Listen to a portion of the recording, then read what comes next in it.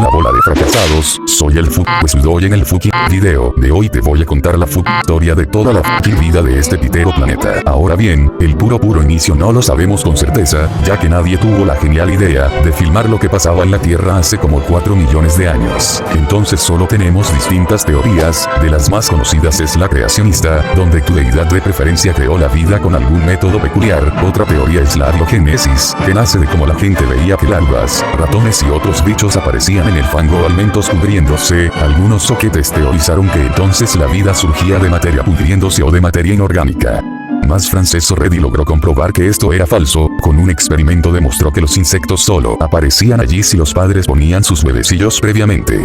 También existe la teoría de la panspermia, donde se plantea que los componentes necesarios para la vida llegaron a la Tierra de algún modo, dígase meteoritos y esas madres, o que literalmente la vida llegó desde el espacio.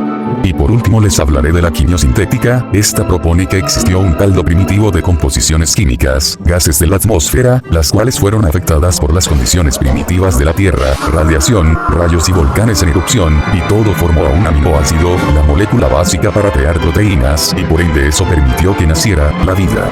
Estas moléculas se organizaron y formaron los primeros seres vivos, en formato de seres unicelulares, muy similares a las cianobacterias. Estos pacus se alimentaban de las proteínas y azúcares de la sopa primordial, pero rápidamente notaron que no era suficiente, así que evolucionaron, y algunas células empezaron a fabricar el alimento que necesitaban usando dióxido de carbono, luz del sol y agua, o se usaban fotosíntesis. Holy shit, ya estamos llegando a lo bueno. Con estos avances estas células tomarían el nombre de cianobacterias. Los seres autótrofos al liberar tanto oxígeno, lo transformarían en un veneno que estaba en exceso en los mares y atmósfera, al cual los seres vivos debían adaptarse. Para lograr eso evolucionaron para diseñar la respiración celular, usando el oxígeno para formar energía química útil para sus cuerpos. Tiempo después algunas células formaron una especie de envoltorio donde metieron sus cromosomas, así evolucionando hasta desarrollar un núcleo y volverse células eucariotas. Estas células serán las capaces de evolucionar de formas complejas y bien cools, a diferencia de las bacterias, que son procariotas y si apenas evolucionan.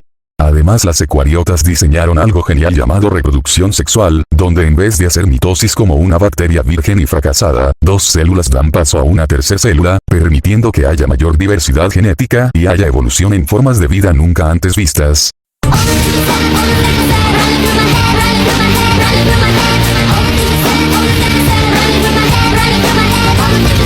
Aunque bueno, en este punto de la historia no hay nada muy interesante. Saltando unos años, las células se empezaron a unir en seres pluricelulares, ya que así cada una se encargaba de una labor específica, aprovechando los recursos de su ambiente de una forma más eficiente. Primero formando seres vivos sin huesos, caparazones, entre esas cosas. Solo flotaban en la marea, permanecían en el suelo o se arrastraban en el fondo del mar. Años después en el periodo del Cámbrico, la vida aumentó de manera exponencial, varias especies surgieron y en formas muy diversas. Pero normalmente eran seres con caparazones o exoesqueletos, sin huesos internos. Tenían finalmente vasos sanguíneos y un sistema respiratorio. Fue prácticamente la época dorada de los artrópodos, equinodermos y moluscos, hasta que hubo una mega extinción que mató al 85% de la vida marina. Pasado unos años, llegaron los peces, para romper la escala de poder y posicionar a los vertebrados en la cima del verso, bueno quizás aún no. Aún estaban muy tiesos, no tenían mandíbulas y varios depredadores invertebrados se los papeaban. Pero hey, la columna vertebral es un tremendo progreso. Con el paso del tiempo desarrollaron mandíbulas, mejores aletas y se volvieron más grandes, logrando convertirse en feroces depredadores. Los peces con mandíbulas se dividieron en dos grandes grupos, los óseos con un esqueleto hecho de huesudo, y los cartilaginosos. Los peces dejaron de lado las corazas y se centraron en formar escamas. Hace como 400 millones de años, las plantas empezaron a salir del océano y colonizar la tierra. Poco a poco evolucionaron para formar raíces y poder obtener nutrientes del suelo. Siguieron evolucionando y para competir por la luz, se volvieron cada vez más grande, generando madera para soportar este crecimiento tan descomunal. En el período carbonífero abundaban los megaárboles. Ay, casi se me olvida decir que en el océano había un pinche desmadre porque se extinguió como el 75% de la vida. Los primeros animales en salir a la superficie eran anfibios, que se estaban aventurando a ver esta nueva tierra. Se diversificaron pero tenían en común poner sus huevos en zonas húmedas para evitar que se sequen. Pero unos patus bien maniacotes desarrollaron la capacidad de poner huevos en la tierra, así empezando el nacimiento de los reptiles. Estos a su vez se diversificaron, empezando un reinado de reptiles mamíferoides, hasta que otros reptiles llamados tecodontes dieron luz a los verdaderos goats de la historia, los cocodrilos, los pterosaurios y los dinosaurios. Los reyes indiscutibles por 150 millones de años a lo largo de varios continentes.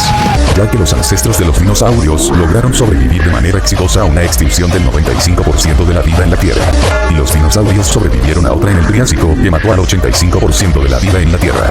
Por lo tanto quedaron como los ganadores por default, no permitiendo que los mamíferos evolucionaran por un buen periodo de tiempo. Los dinosaurios se dividieron en dos grandes grupos, los saurisquios y los ornitisquios, los primeros con pelvis más similares a los reptiles y los segundos con pelvis más similares a las aves. En la subtrama, los cocodrilos andaban tranquilos volviendo al agua y evolucionando al reptil de nuestros días, conviviendo con otros reptiles acuáticos enormes. También cabe decir que los insectos y las plantas para esta época ya andaban de compinches, algunos insectos se alimentaban de su polen y les ayudaban a reproducirse. Aparte las plantas generaron frutos que les permitían reproducirse con ayuda de los animales. Pero todo llega a su fin, los mamíferos, tortugas, reptiles no voladores ni marinos y aves presenciaron la masiva extinción de los dinosaurios, reptiles voladores y reptiles marinos. La quinta gran extinción los jodió mucho, se ha teorizado que pudo deberse al mar disminuyendo su nivel y por lo tanto afectando la atmósfera, erupciones volcánicas masivas, el conocido meteorito, pero yo tengo mi teoría personal.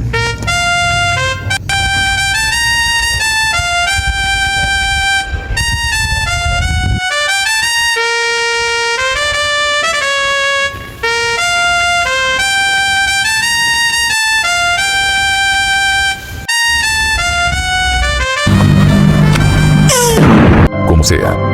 Las aves que ya rondaban por la tierra empezaron a evolucionar, algunas convirtiéndose en terribles depredadores, mientras que los mamíferos ya eran libres para evolucionar como lo desearan. Muchos dejaron de poner huevos como sus ancestros reptiles, y la mayoría daba a luz mediante un parto, y claramente amamantaban a sus crías. Se adaptaron en todos los entornos posibles, reinando en cuerpos de agua y tierra. Surgieron los mamíferos carnívoros para cazar a los mamíferos herbívoros que se la estaban pasando demasiado bien, los felinos eran muy buenos en esto. Otros mamíferos decidieron devolverse al mar y de allí surgieron los cetáceos. Existió un bichito llamado Purgatorius, este sujeto fue el ancestro de los primates y los lemúridos, siendo los más exitosos los primates, quienes se extendieron por varios continentes. Los simios se fueron diversificando y entre sus subramas estaban los antropoides, ancestros de los gorilas, chimpancés y humanos. Como sea, tras años de evolución llegamos al Australopithecus, con la capacidad de caminar erguidos y teniendo piernas más largas que sus brazos. Años pasaron y del Australopithecus llegamos al Homo habilis que usaba herramientas, Homo erectus que ya podía comunicarse en lenguaje y tenía una espalda recta, ellos descubrieron el fuego. Los homínidos fueron evolucionando en Homo neanderthalis y Homo sapiens, pero los Homo sapiens se papearon a los Homo neanderthalis en la carrera evolucionista y el resto es historia. Y esa sería la historia de la vida, nuestra historia. Un relato de constantes luchas y adaptación, donde a pesar de las masivas extinciones y las pocas chances de sobrevivir, los seres de este planeta nunca se han rendido en su constante lucha por preservar su legado en la historia. Y ahora, podemos ver vestigios de esa feroz valentía natural de la vida en los hombres, las mujeres y personas de todos los géneros, que han beneficiado y benefician a nuestra humilde especie. Gente que cada día es extraordinaria e inspira al prójimo, predicando palabras de amor y sabiduría. Si el video te gustó, por favor dale like y suscríbete, compártelo con tus amigos o con tu tío que vive en Argentina, pero tiene acento alemán y todo el mundo lo ve y les parece un rostro familiar.